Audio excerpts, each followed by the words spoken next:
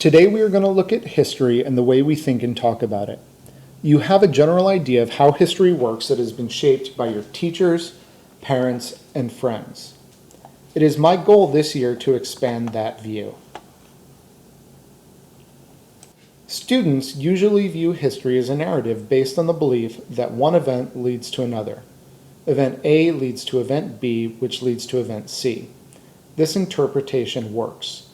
It makes the past clear and concise and allows for specific events to mark a beginning and an end. Unfortunately, viewing human history as an if-then timeline is far too simple. It causes students and teachers to miss long-term connections between events. It is our goal this year to explore the big picture as well as individual events. In order to do this, I want you to think of an enormous mountain. On our mountain, the peak is the beginning of history, and everything below are mankind's actions. Every stone is an event. Some are large and some are small. Some stay in one place, remaining where they began. Most, however, are rolling downhill with their neighbors. This is because events in history do not exist on their own. As the rocks tumble downwards, they pick up sediments. This growing landslide is the world moving towards large events such as the conquests of Alexander the Great, the Mongolian invasions, and the discovery of the Americas. Each can be seen as having limited causes and consequences, but as we will discover, no stone on the mountain moves without a push from the ones behind it. And once the stones begin moving, gravity, as it were, continues to drag them downward. Alexander the Great could not have conquered the known world without the Greek victories in the Persian Wars. The long-term influence of these conquests can be measured in the cultural diffusion of Greek thought and belief throughout the Eastern Hemisphere following Alexander's death.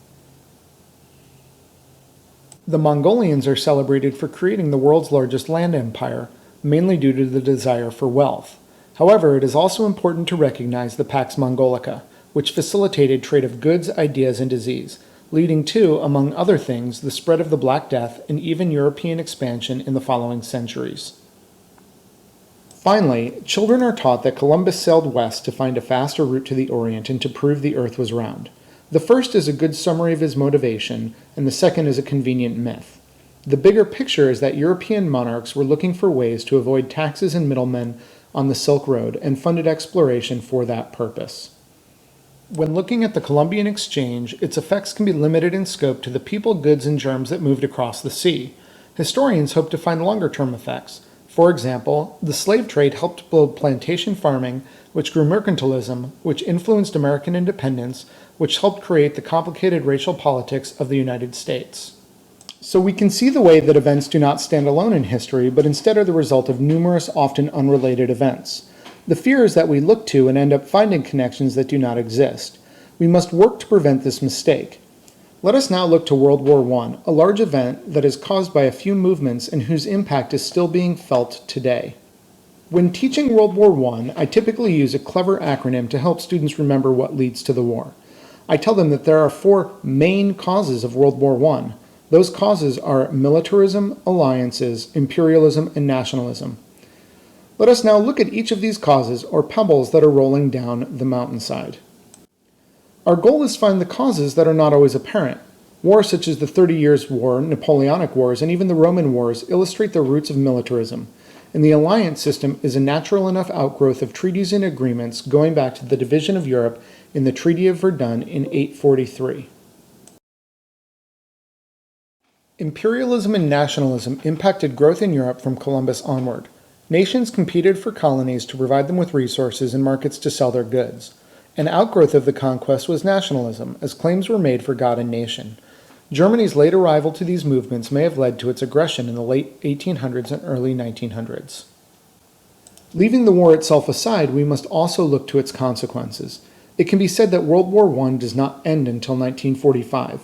This is because World War II is a direct result of the First World War. The Treaty of Versailles leads to German debt, and the War Guilt Clause leads to animosity towards the rest of Europe. Looking at the connection between wars, or pebbles rolling downhill, it is easy to get caught up in the details. It would be useful to examine Hitler, Chamberlain, Stalin, and Churchill in detail to be able to understand their actions. However, it is enough to know that they each had experiences during and after World War I that will shape them and, as a result, the rest of the world. So we can see in a few examples the way that events are connected to each other. Think again about stones rolling downhill. Each of the stones is a different size and begins in a different location, but as they come together, they create a landslide. The landslides on our imaginary mountain are the big events, the wars, the revolutions, the discoveries. You may now be wondering if there are easy ways to find and keep track of historical connections. Unfortunately, the answer is no. It is only through practice and the mastery of historical thinking skills that we will be learning this year that you will be able to improve your ability to think, write, and act like a historian. To that end, there are no shortcuts. I've asked students what their advice to my future classes is, and nearly everyone emphasizes the importance of reading your textbook. While it is not exciting, it is where we build our foundation of knowledge. You cannot make the big connections if you do not have the basic facts in the course. Finally, the mistake we cannot make when thinking of a mountain is to think that the slope of history ends. The big events aren't the end of the landslide. Instead, they acquire more sediment and continue downhill, gathering other stones as they go. There is no end to the hill, or if there is, it is too far off to see. In that manner, we must see history not only as small events, but instead as an interconnected series of actions.